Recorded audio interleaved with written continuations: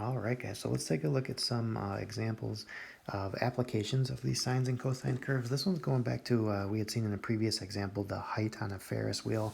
So basically on this one, we kind of started off 3 feet above the ground. The x values here are the time in seconds, and then the y value is your height in feet. And they gave us some information like the wheel is 3 feet off the ground, so that's why we have the 3 for the initial y value. And it looks like we're doing a complete cycle, okay, starting at the bottom, kind of get halfway up, all the way up, and then you start to come back down to the midline and then back to the bottom of the Ferris wheel. And it took 20 seconds to do that, and you're back at your height of 3 feet.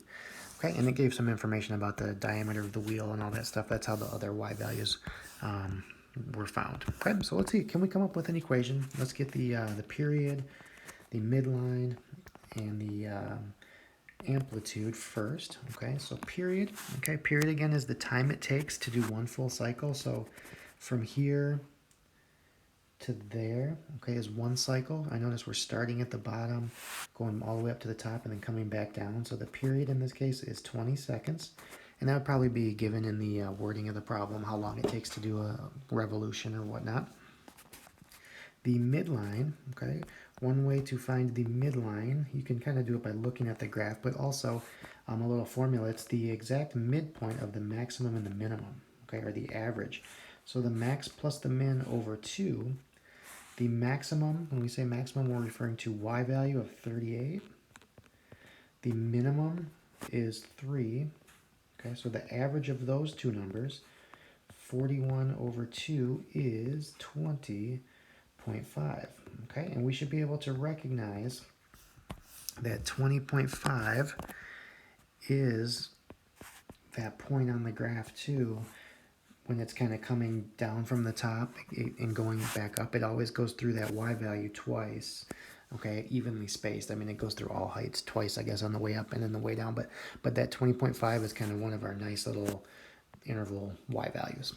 Okay, and then the amplitude, the way to find the amplitude is you can do a couple different ways. It's the, let me move this up a little bit.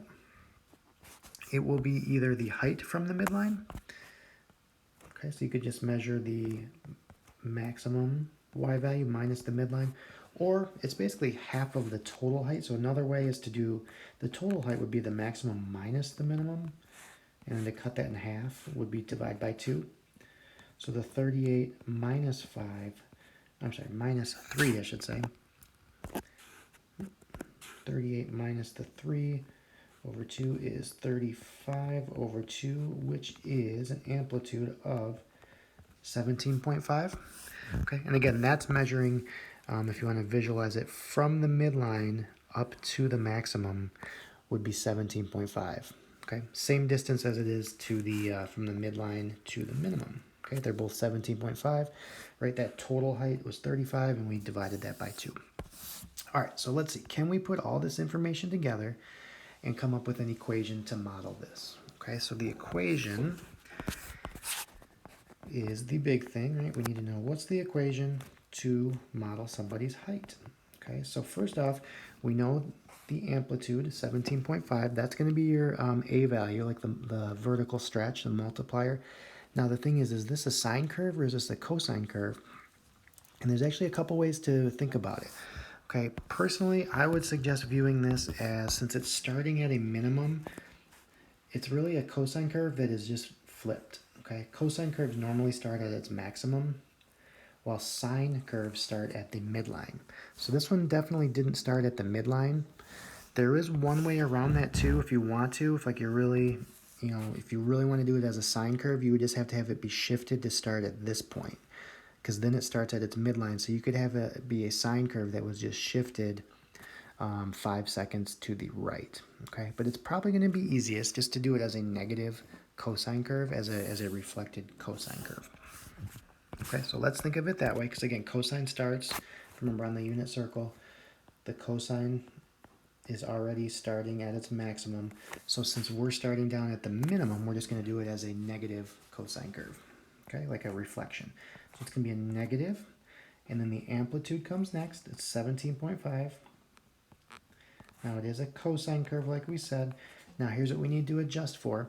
The period of this one is 20 seconds. Okay, so I need to adjust. I can't just put an x here because the standard period is 2 pi. Okay, so what we're going to do to get this b value is we're going to use that. And there's a little formula that says the b value is always 2 pi over the period. Okay, remember the other equation, the period is always 2 pi over b. So it just depends. If you know the equation, you know b. But we don't know the equation yet, but we know the period. Okay, so in either case, it's 2 pi over whichever one you know. Okay, so for in our example, we know the period is 20, so 2 pi over 20 is going to be our b value. I'm just going to reduce that to 1 pi over 10. Okay, then we can put the x in there. Since we did it as a negative cosine curve, we didn't have to do any horizontal shift. We just need to account for the vertical shift, right? Because our midline is really 20.5. So that's going to be our vertical shift. And this right here, guys, is our equation of the graph as shown. Okay, that can be used to find your height at any time.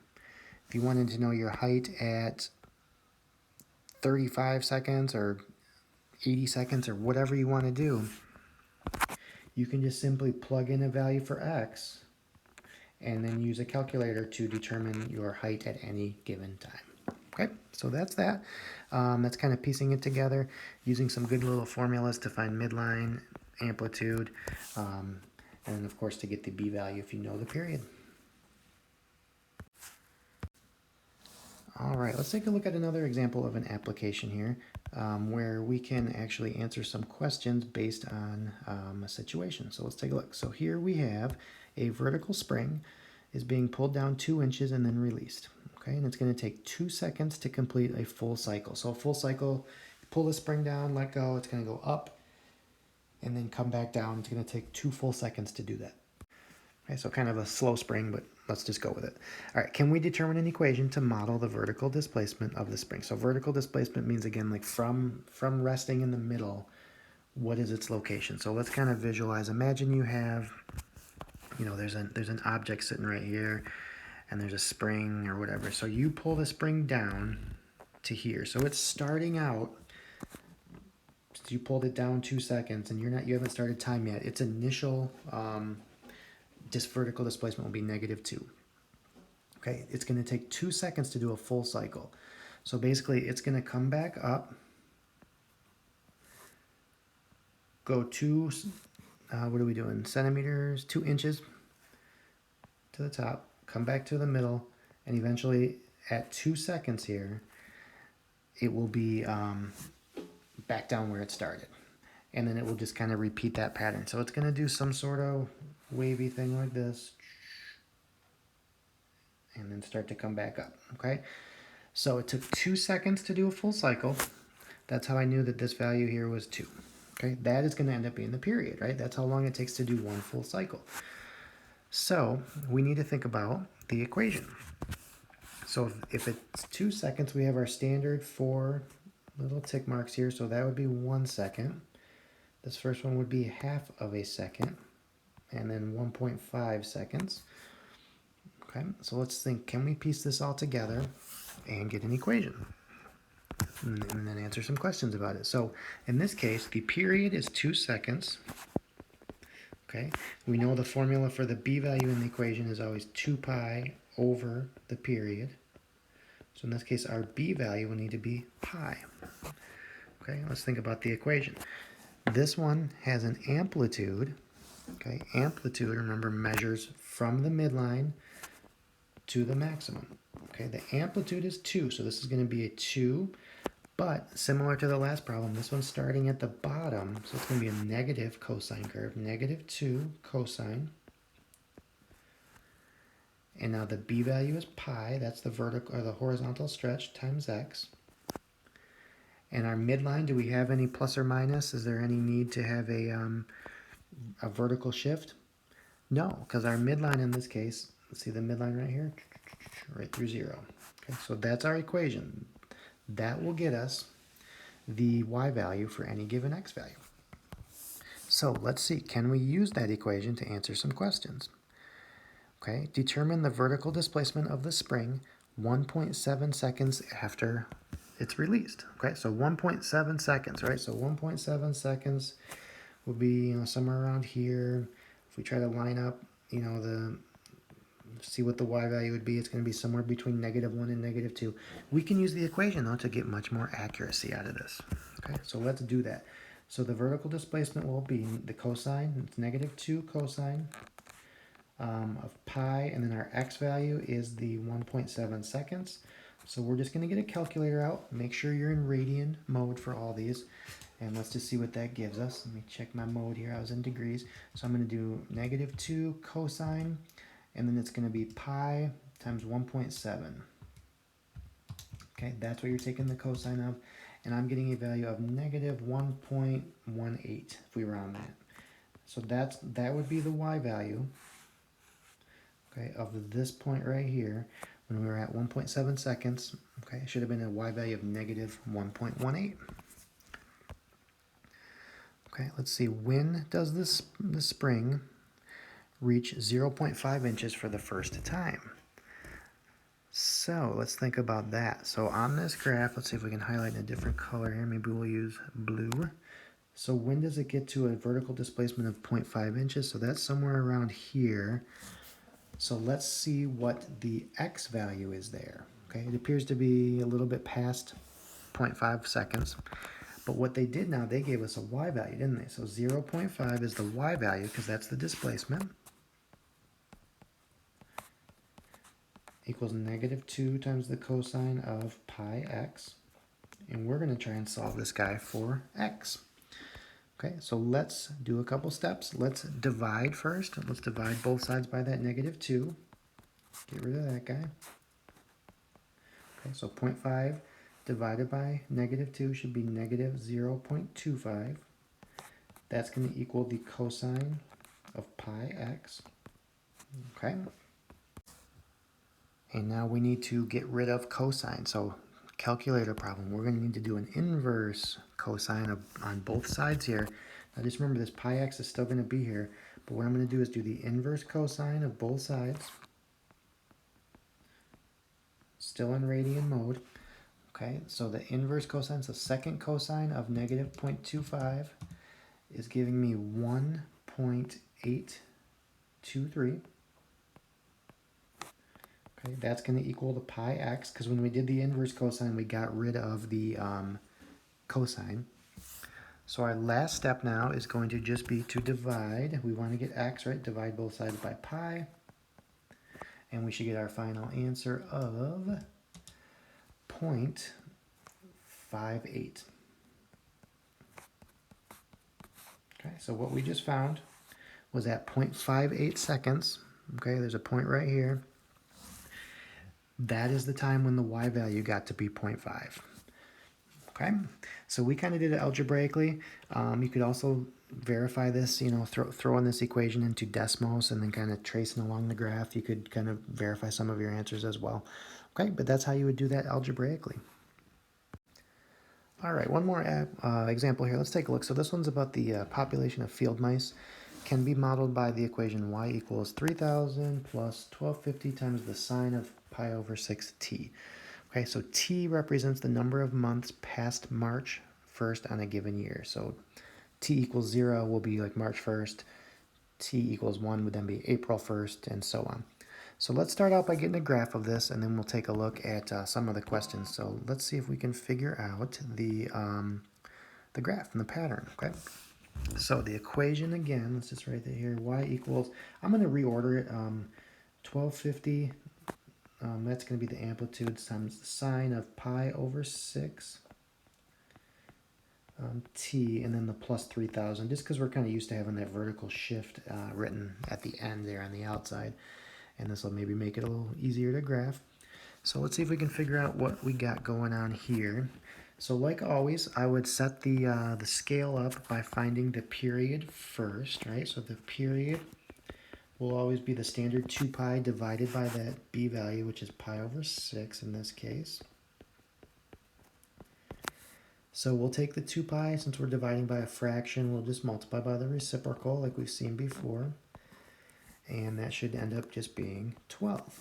Okay, so that seems kind of reasonable. We have 12, this is months, so the period is 12 months. So it seems like we're working out okay. So let's see what happens. Let's get a graph going.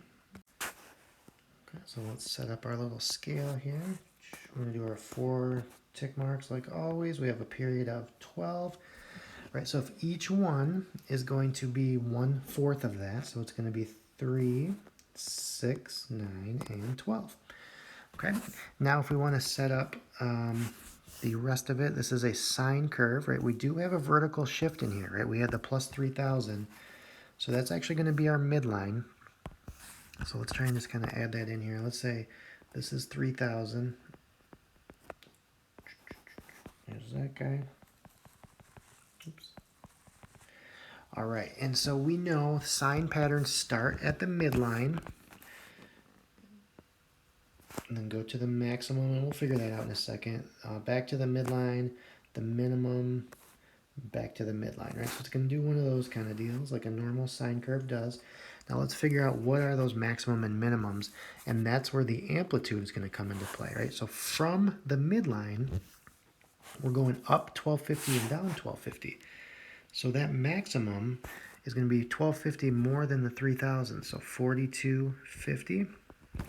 Okay, and then the minimum, if we're at 3,000 and we took away 1250, the minimum should end up being at 1750. Okay, so this isn't really drawn to a scale or whatever, but that's a decent sketch, and it gives us an idea of where the maximum occurs, when it gets back to the midline, when it gets to the minimum, and then when it gets back to the midline again. So let's see if we can answer some questions. We got the graph drawn. What is the period of the function? So this one we found out, again, the period is always 2 pi over b. We did the step down there, but just to put it up here, 2 pi over b, we have the work below. The period is 12. It seems reasonable because we have 12 months, right? And this is on a monthly scale, and we would expect after 12 months it might start to repeat itself. So how many mice are expected in April? Okay, so if t equals 0 is March, we would need to be using 1 for April, right? So I'm going to have to get a calculator out. I'm going to evaluate 1250 times the sine of pi over 6. The t value is going to be 1 there for April, and then plus 3,000. Okay, so to calculate this out, we're just going to carefully enter it into a calculator and get a value here. All right, I ended up calculating that out, and I got a value of 3,625. Okay, so radian mode, just extra careful with parentheses and all that good stuff. Okay, so there's that. You don't have to do all of it in one step. If you want to do the sine of pi over 6 first, then times it by 1250, then add the 3,000. Just be careful on the calculator steps. Okay, the maximum number of mice. So that's why we have our graph sketched here. Oops, I meant to highlight that so that we can see the mins, the maxes, all that stuff. So here is the maximum, right? It's at, on a sine curve, it's at that first little checkpoint interval. So the maximum number of mice is the 4,250, the 4,250. Okay, it's right here. It occurred 3 months after March. The t-value was 3, so April, May, June. So it occurred in June. Because remember, our starting point was March. Okay, the minimum number of mice now, minimum number of mice occurs on our graph right here. A sine curve always hits its minimum at that third checkpoint right before it gets back to the midline. So the minimum number down there was the 1750. It occurred in month 9. So we were at June, so July, August, September, October, November, December. Should be month 9 if we started in March.